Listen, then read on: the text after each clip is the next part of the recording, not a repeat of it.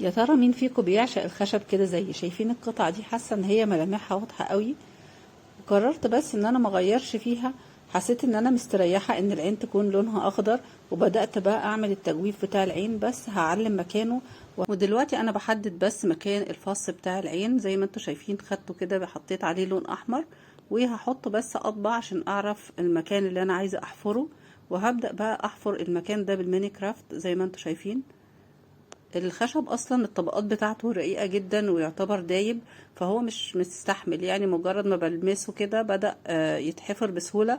ولكن كل شوية محتاجة ان انا أأكد على المكان بتاع العين عشان الفص يبات كويس ويبقى مظبوط في مكانه.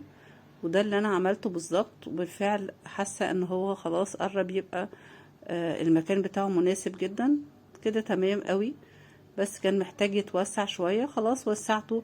ودلوقتي هغير البونطة واخرم فيه خرم اللي هعلق فيه الجلد بتاعه، الجلد اللي هيتعلق منه يعني، لان هو هتشوفوا دلوقتي هيبقى عامل ازاي.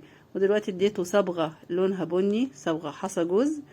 برضو حسيت ان اللون البني فيه هيبقى حلو، يعني هيظهروا شوية بدل البهتان، مع ان انا برضو كنت حابة قوي ان هو يكون طبيعي، بس غصب عني هي فرض شخصيته عليا وقرر ان هو لونه يبقى احمر، عينه تبقى حمرا. وريني العين الحمرا، معرفتش احط الخضرا خالص، بجد كان قوي جدا عليا، وهو اللي اختار العين دي، هو اللي اختار اللون البني. انا حاسه ان هو اللي بيتحكم في القطعه، هو عايزها ايه مش انا عايزاها ايه، فدي النتيجه بتاعتها.